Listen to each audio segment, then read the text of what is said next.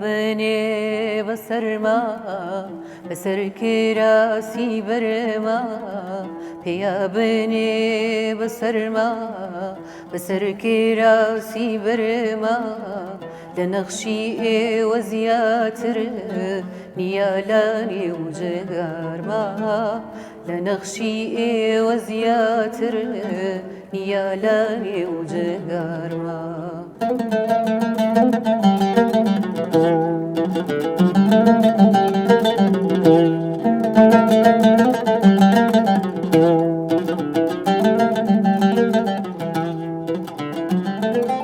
يا بشاني بشري يا فخشاني يا وريدا بشاني بشري يا فخشاني كاتينش أبون هامو أخبوس وزيدي لاني كاتينش أبون هامو أخبوس وزيدي لاني يا وري سار چناري yadım bıkan carcari Evari sar çınari Ah yadım bıkan carcari Bahal bastu gorani Sarıjikan azari Bahal bastu gorani Sarıjikan azari Kıfın bıkan babarma بسر كراسي برما كفن بكران ببرما بسر كراسي برما لنخشي وزياتر نيالاني وجغار ما لنخشي وزياتر نيالاني وجغار ما بینەرانی خۆشەویستی کەناڵی کوردستان 24 ئەم کاتە و هەموو کاتێکتان شاد فەرموون لەگەڵ ئەڵلقەیەکی نوێی بەرنامەی قەلەندەرخانە بەرنامەی ئەم جارەمان لێدوانە لەسەر شێعر و بەرهەمەکان و هونەری یەکێک لە کەسایەتیە هەرە خۆشەویستەکان لە ناو کووردا ئەو کەسایەتیە زیاتر ئێمە وەکو دەنگخۆش و وەکو هونەرمەند ناسیومانە بەڵام ئێمە لەم بەرنمەیە ئەوە باسەکەین کە ئەم کەسایەتی وەکو شاعری ژیاوە ئەو کەسایەتیە هونەرمەندی گەورە و خۆشەویست حەمە جەزاعەلیە کە گۆرانیەکان و دەنگی بەگوێی هەمومان ئاشنایە بۆ قسەکردن لەسەر ژیان و بەرهەم و ئەدەبیات و هونەری مامۆستا حەمە جەزاعەلی برای بەڕێز دکتۆر عەبدولواحید ئیدریس ئامادەیە لە بەرنامەکەمانە بەخێر هاتی دکتۆر جان. زۆر سپاس بۆ ئێوەی بەڕێز بۆ خەندەخان دەنگە خۆشەکەی بۆ تۆی بەڕێز بۆ هەموو ئەو بەڕێزانەی کە لەو بەرنمەیەدا بەشدارن خۆشحاڵم ئەمڕۆ پێکەوە یادێک لە هونەرمەندی گەورە هونەرمەند و پێشمەرگە کاک حەمەدزا دەکەینەوە. سەرچاومان هاتی مامۆستاگیان. سپاس. کاکە ڕەوەندیش بە ئامێری عود بەشدارە لە بەرنامەکەمانە ڕەوەند کەمال دڵشاد بەخێر بیت کاکە ڕەوەند. بەخێر بێ کاک ڕەوەند. بێگومان لەگەڵ هاوکارم خەندەخان. برای بەڕێز دکتۆر عەبدولواحید بێگومان تۆ هاوڕێیەتیەک و پەیوەندیەکی زۆر پتەوەیی دێرینێ لەگەڵ هونەرمەند مامۆستا حەمە جەزا هەبووە تەنانەت چەند بەرهەمەکانی وەکو ئەدەبیات و وەکو کارە هونەریەکانیشی جەناب کۆ کردوێتەوە واتە شارەزایەکی باشە هەیە لە ژیان و لە نووسینەکانی هونەرمەندی گەورە مامۆستا حەمە جەزا ئێمە وەکو سەرەتا حەزەکەین جەنابە حەمە جەزا بە ئێمە بناسیێنی بە ئێمە بە بینەران هەرچەنە حەمە جەزا خۆی ناسراوە بەڵام دیارە ئەوەی کە تۆ ئەیزانیت زیاترە لەوەی کە بینەران ئەیزانن دیارە هونەرمەندی گەورە هونەرمەند حەمە جەزا وەکو بەڕێزت باس کرد لەوە ناسراوترە من لێرە لەم بەرنمەیە لەم کاتە کورتە بتوانم پەنجە بخەمە سەر هەموو خاڵەکانی ژیانی هونەرمەندی گەورە حەمە جەزا وەکو هونەرمەندێکی خۆرسک دەتوانم بڵێم لە قۆناغێکدا کە ئەو ژیانی تێدا بردووە ینی گرنجیدان بە هونەر لەوانەیە وەکو پێویست نەبوو بێ هەرچوونە ناو دنیای هونەریش تانە و تەشەری لەسەر بووە جورئەتی ویستوە ئەو کەسانەی لە قۆناغی هونەرمەند حەمە جەزا هاتوون ئەو تەوقییان شکاندووە و خۆیان تەرخان کردووە بۆ هونەری کوردی حەمە جەزا کە وەکو ئەوەی مێژوو ماوەتەوە لە ساڵی 69ەوە چۆتە ناو کۆمەڵی هونەر و وێژەی کوردی لە سلێمانی یەکەم بەرهەمی تۆمار کردووە گۆرانێکی فۆلکلۆر بووە کە مامۆستای نەمر هونەرمەند شەوکەت ڕەشید ئامادەی کردووە بە ناوی لێوت خوێنی گەشمبە. لەوێەوە حەمەد زا بەردەوام بووە لەسەر گۆرانی گوتن و پەرەدان بە هونەرەکەی. من ئەگەر کاتەکە زۆر نەبا ئەوەندەی کە تێڕوانینم لەسەر بەرهەمەکانی کردووە قۆناغەکانی ژیانی حەمەد زام کردووە بە 4 قۆناغی هونەری. قۆناغێک لە ساڵی 1970 هەتا 1975 لەم قۆناغەدا حەمەد زا وەکو زۆربەی هونەرمانتر لە قۆناغی لاساییدا ژیاوە، زیاتریش گۆرانیەکانی هونەرمەندی گەورە حەسەن زیرەکی وتۆتەوە. بەڵام وەفادارانە دوای ئەوەی کە هونەرمەندی گەورە حەسەن زیرەک کۆچی دوایی دەکات دێ بە گۆرانیەک حەسەن زیرەک بە زیندوی ڕایدەگری ئەی گوڵ تۆم بە گوڵزانی. حەمەد جەزام پێم وایە بۆ گۆرانیش زیاتر ناوبانگ یەکەم ئەوەی بەڵێ دوای زیرەک جان حەسەن زیرەک بۆم گۆرانیە و بەشێک لە گۆرانەکانی ئەو کاتە لە تۆمارگایەکی کۆن لە هەولێر هەیە کە لە ساڵی 50 دامەزراوە، تۆمارگای عەبدولەتیف. لەوێ بۆی تۆمار دەکەن 2 سەعاتە کاسێتەکە. دواتر لە ئاهەنگکان ئەم گۆرانیە دەڵێتەوە بڵاو دەبێتەوە. ئەمە تا ساڵی 1975 دوای ئەوەی کە شۆڕشی کورد لەگەر حکومەتی عێراقی ناگەنە نەتیجە و ڕوو لە شاخەکان دەکەوەکو خەڵکی تر دەبێت بە پێشمەرگە. دوای نسکۆی ئەم شۆڕشە حەمەد زا دێتەوە کە خەڵکی کورد لە حاڵەتێکی دەرونی زۆر خراپدا دەژی، بەڵام حەمەد زا بیر لەوە دەکاتەوە بە هونەرەکەی ئەو شۆڕش بکە. یعنی حەمەد زا هەر هونەری پێشکەش نەکردووە، حەمەد زا شۆڕشێک بووە لە کوردستان بەر لەوەی بچێتە شاخەکان. گرنگی حەمەد زا لەوەدایە لە شار شۆڕشی کردووە. لە کاتێکدا میلەتی کورد لەو پەڕی نەهامەتی و بێهیواییدا ژیاوە لە دوای ساڵی 75 کە دێتن لە کاسێتێکدا لەو سلێمانی لە لای ڕەفیقێک کە دادەنیشێتن، یعنی چەند مەقامێک دەچڕێتن. ئەو مەقامانە هەموو پڕە لە جانی بەرگری، وەکو ئەوەی شەرتە هەر پێشمەرگە بم تا مردن سرم شۆڕ نەکەم لە ئاستی دوژمنیان ئەوەی بۆ شاری قەڵات زێ. زۆر کەس وا تێدەگە ئەمە لە شاغ وتراوە، بەڵام ئەمە لە 16 چواری 1975 وتراوە دەکە مانجێک دوای نسکۆ.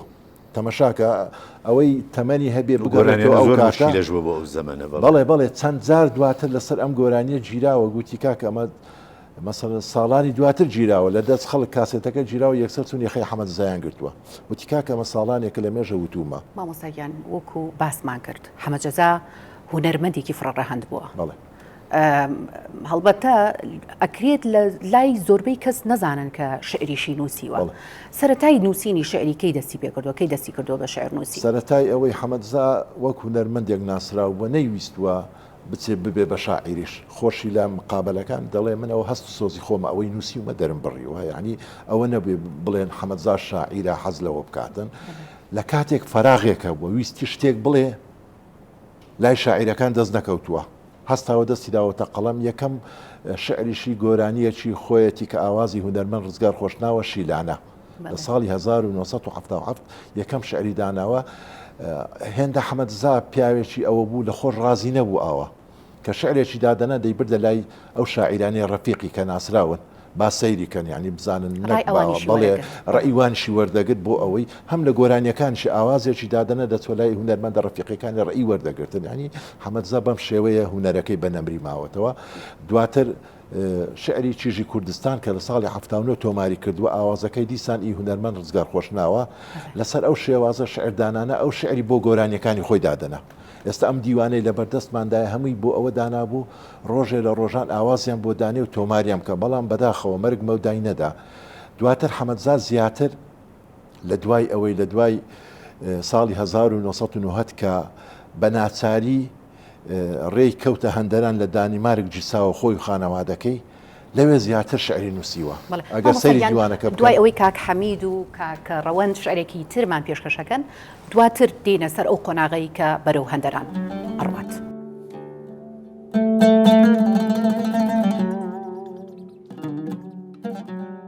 وێنەیەکی یادگاری پێشمەرگایەتیم لا ماوە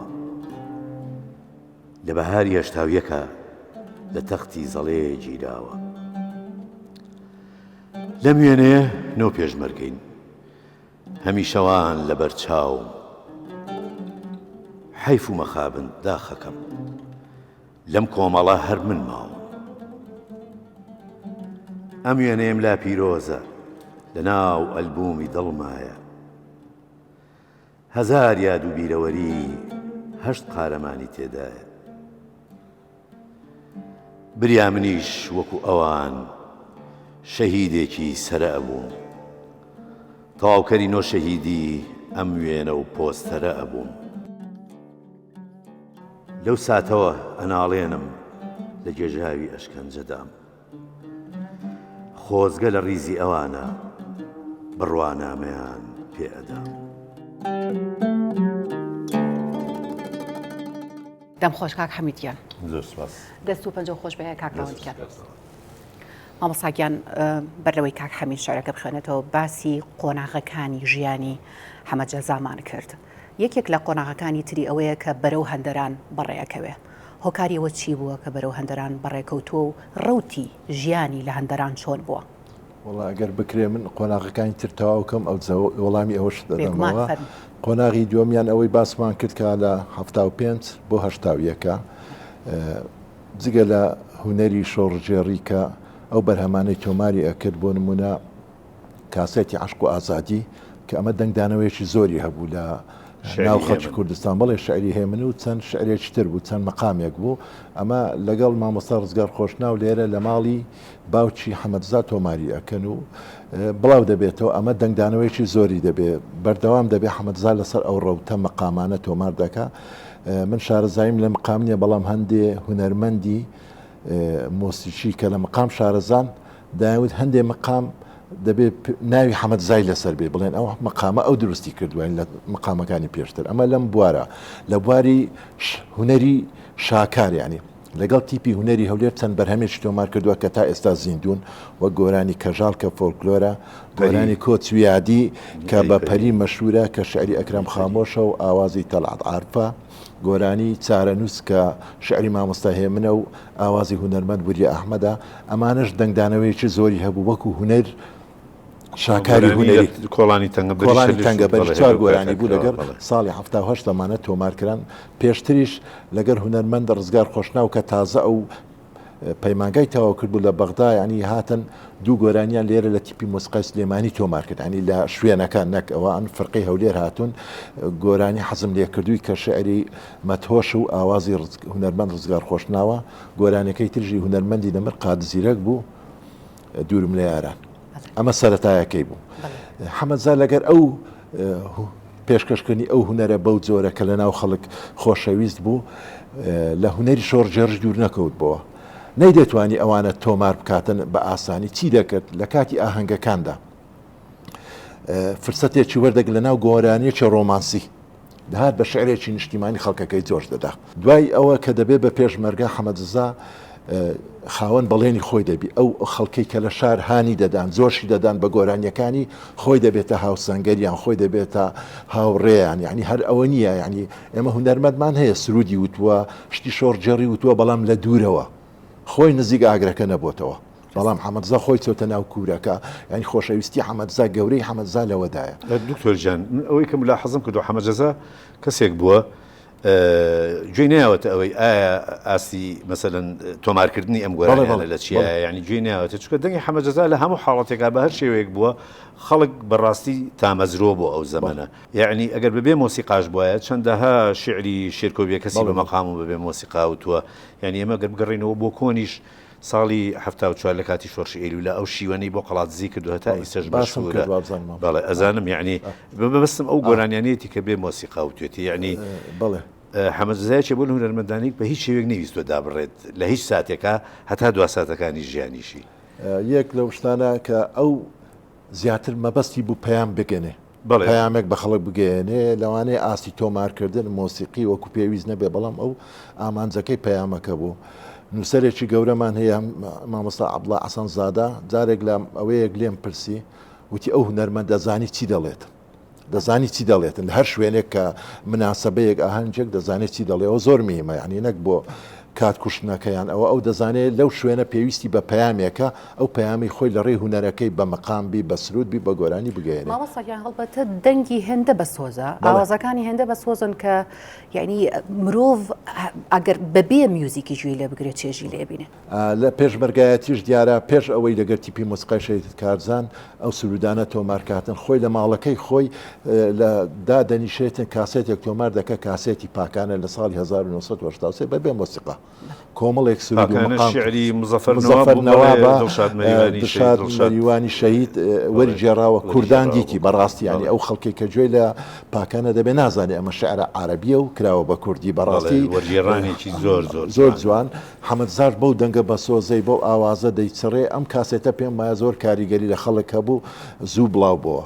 دواتر کە تیپی شەید کارزان بێجگەلەوە بورە ئەو شعرەی هینی شەر لەو زەمانە وتێتی بە مۆسیقا ئەوەی برام دوور و خزم ئەمە هەنم کاسێتی پاکانێ هەلو کاسێتی پاکانەیە چەند شعرێکی شەید مەلا عەلیە و چەند شعری شێرکۆ بێکەسی تێدایە لە شەوێکدا شەو بوو هەر پێشمەرگە و بەفر بە بناری شاخۆبن ئەوە شتیایە گوتم کۆمەڵێک سرود و مەقامە.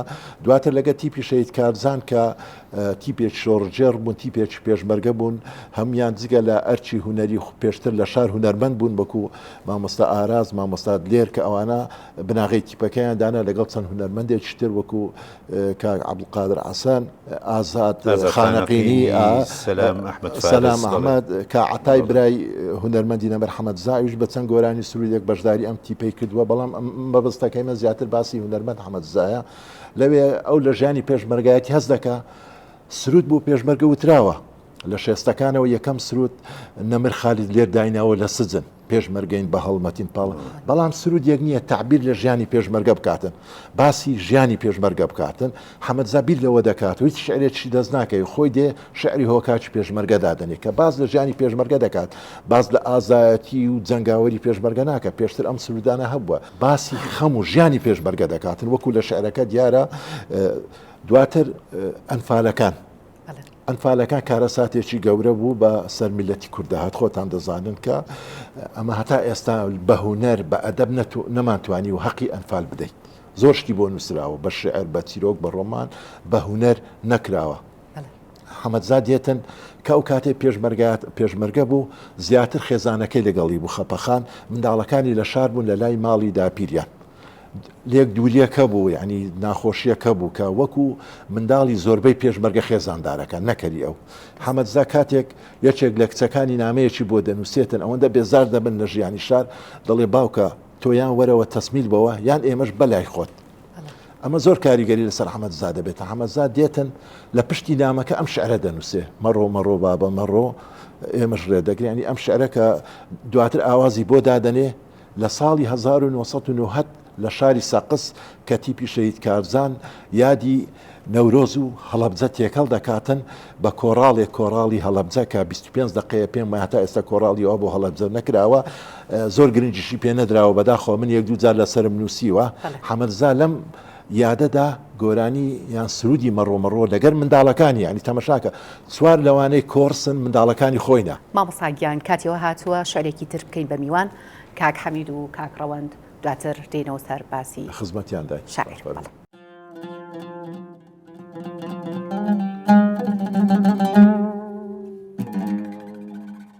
قەترێ خوێنی ماخۆلان یەخەو بەرۆشی گرتووم مای فیتنەی ڕۆحمە و شادەماری سست کردووم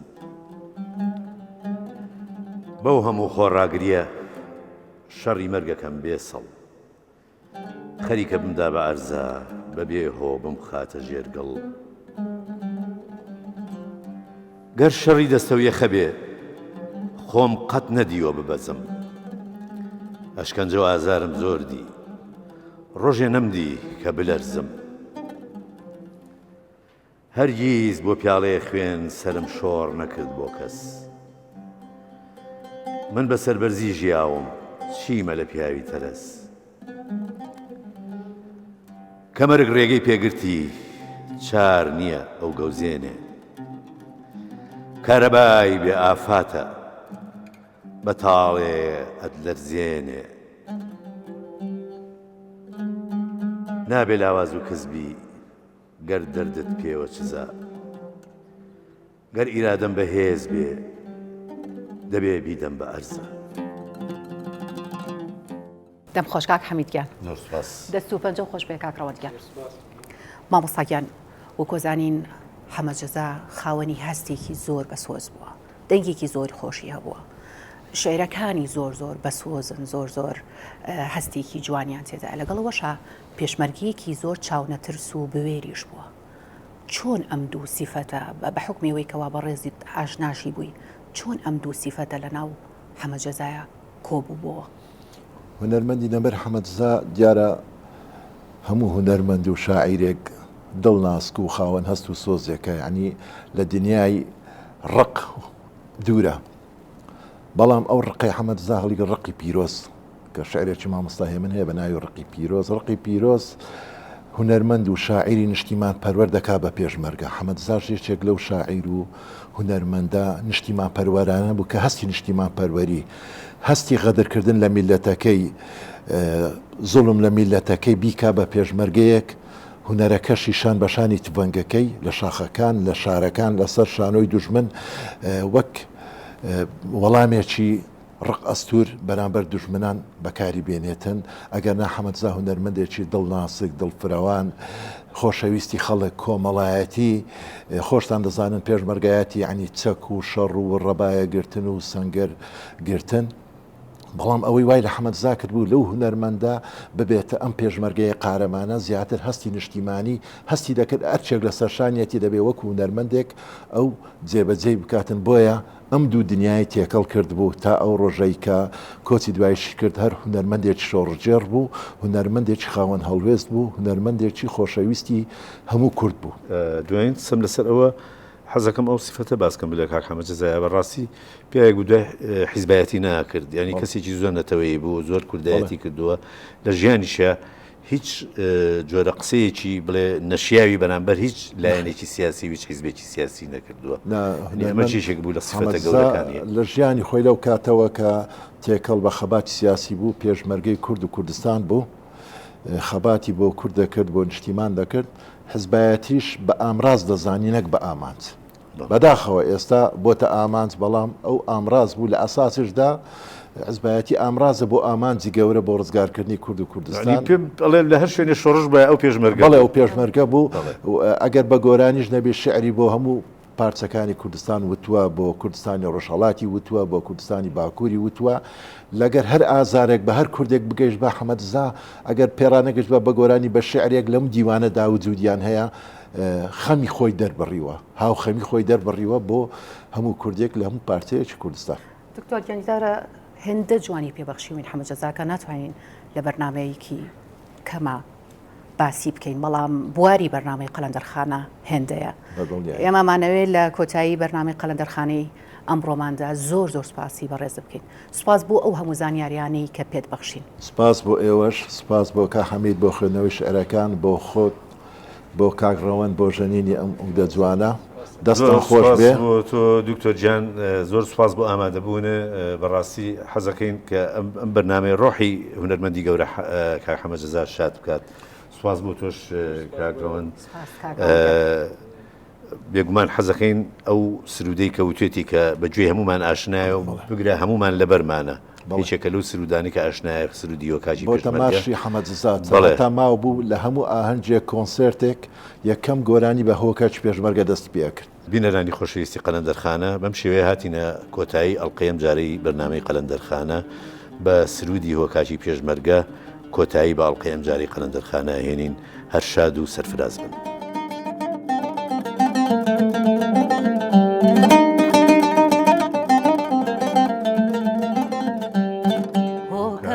پێشمەرگە شۆڕژ گێڕی قارەمان، هۆکاکی پێشمەرگە شۆڕژ گێڕی قارەمان، ناوی پیرۆزی تۆیە بۆ تەوێدی سەرزمان، ناوی پیرۆزی تۆیە بۆ تەوێدی سەرزمان، بۆ تەوێدی سەرزمان.